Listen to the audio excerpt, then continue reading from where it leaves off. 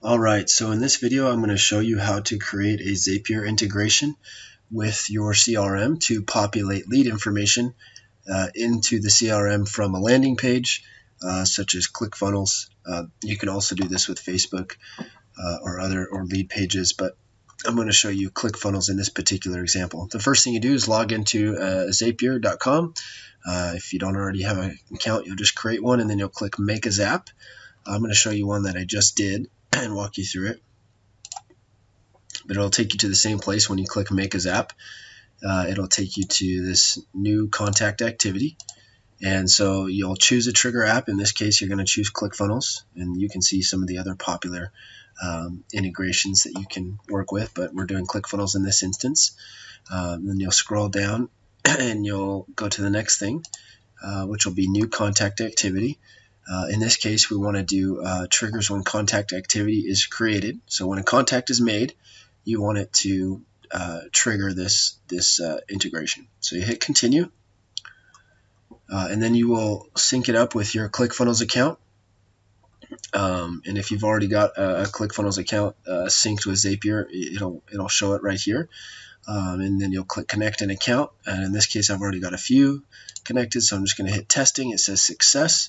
And then I'll go hit continue.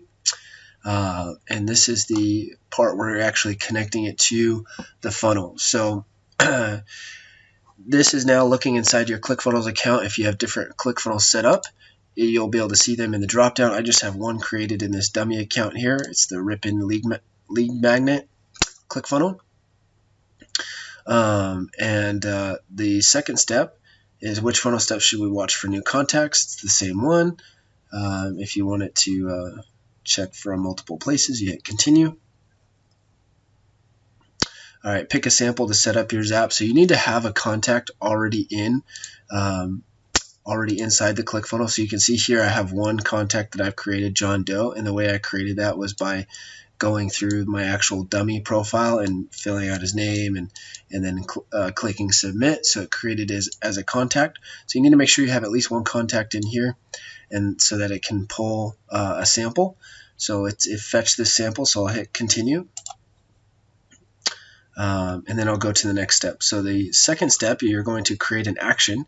And in this particular instance, the action we want to create is a webhook by Zapier. So it says choose an action. So you would scroll down here where you see webhooks. You'd click webhooks. You can see I've already selected it. So I'm going to scroll down and hit continue. And the different options, you want a post. Fire off a single post request as a form or JSON. So I'll hit continue. All right, now this is where you need to put in the actual information. So your URL is going to be your domain. So whatever your company name is, you'll just put it right in here. So like our internal one, for example, is clients.claimsource.net. You can see I took out that slash. If it's ABC Company, whatever your domain is, then it would be abccompany.claimsource.net, and this always remains the same. So it's /API/v1/lead. So you can go ahead and put in your information. You will leave this as JSON. All right. I think it defaults to something else, so it may default to form. So you want to make sure you select JSON, and this is where you need to match up the data sets. So what is important that goes here is exactly how the field looks inside your CRM. And all the fields inside your CRM are written in what's called camel case, meaning the first word is written in lowercase, and all following words are written with a capital letter, started with a capital letter, and they're all bunched together, so there's no spaces. So you can see here I have everything written in camel case. So I've got a field called last name in the CRM. I've got a field called phone number, email address. Now typically, depending on what you have on your landing page, these are the most common sets of data that you're going to want. And if that's the case, you can just rip them off right from here. Now in this actual ClickFunnel, notice this says your name here. So I'm actually typing my full name here, but inside the system, I don't have a field for full name. I have a field for first name and last name. So I'm actually going to create those separately. And then here I hit this insert a field and ClickFunnels, and Zapier is actually smart enough to separate the names. So you can see here it parsed out John from John Doe. So I hit first name is going to be, or I'm sorry, I'm on last name, so that says Doe. And then you can see, and this is first name, I'm going to have it hit the first name. So now I've done it twice, but I only want to do it once. But that's how you see you can match these up. So you hit these buttons and match it up. So phone number, right? You hit that plus button, and you're looking for phone, which is right here. And so you'll click that. Again, I just want one, so I've got all my information correct here. Leave this defaults to no, leave it as is, leave file blank, unflatten you want to be set to yes, which I believe is what it defaults to. Now the basic authorization, this is where you are syncing it up to the CRM. So you're going to put here on the left, you're going to put your username.